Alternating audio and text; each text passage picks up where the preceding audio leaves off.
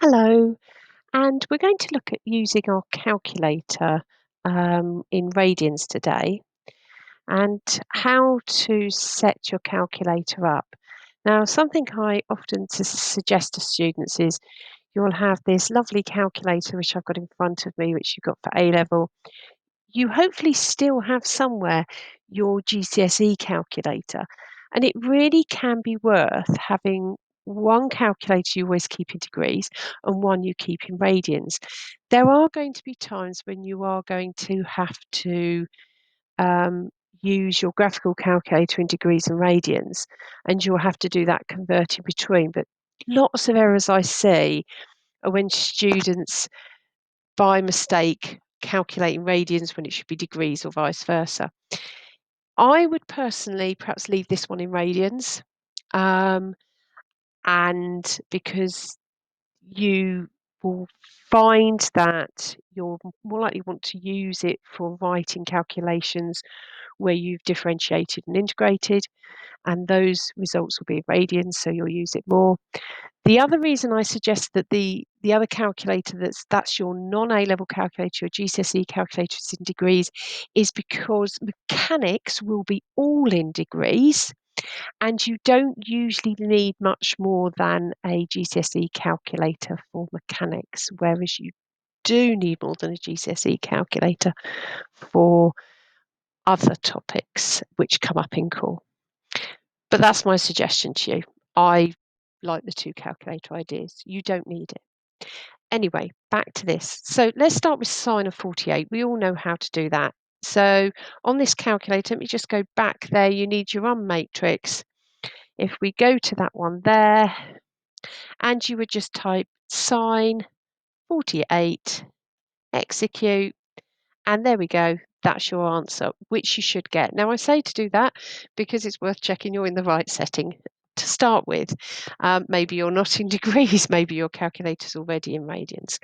So that's sine of 48, and you should get that answer. Now, how do I do this one here? Which I'm just going to write this answer down. And I'll put the 8 on the end. This one here, this is in radians. So my calculator is in degrees, so I need to change that setup. To change the setup, I go to Shift. So click on your Shift button, and you'll see that the S appears at the top there. And then here, above menu, because I'm now having pressed the Shift, I'm doing the yellow writing, it says Setup. So I click on that. Now, here are where you can change many things within your calculator. And if we scroll down, you will see one with the angle there. There's degrees, radians, and gradients. You can go off and research if you want to the last one. So radians is the one that I'm now wanting to use. I was in degrees. I now want to be in radians. So I click on that and I check it changes to radians. And then right at the bottom here, I must press that execute button. Now to check at the top, it will now say radians, R-A-D, rads. Often people talk about rads. So now I can type in this one here. So sine, I'm going to open a bracket, but I'm going to put a fraction. 4 pi, look where the pi button is there. It's on there. So I have to do my shift and pi. And on the bottom here, 3, close bracket. So just going through that again, make sure you've got your radians and make sure you understand how to get pi up by doing shift, press execute, and there's my answer, negative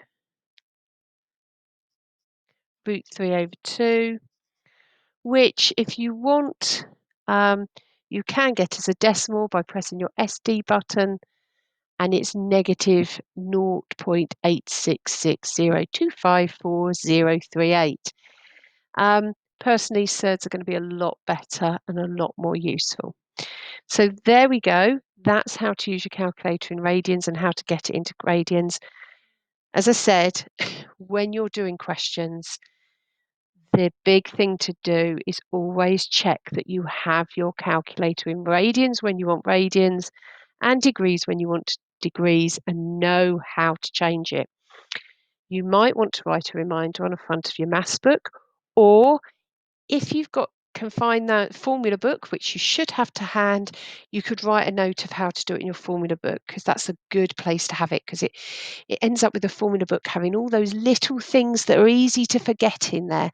And that's where I think formula books can be useful, to have those extra bits, like a bank of all the things you need to also learn, which everyone forgets, because it's not about doing a calculation. Okay,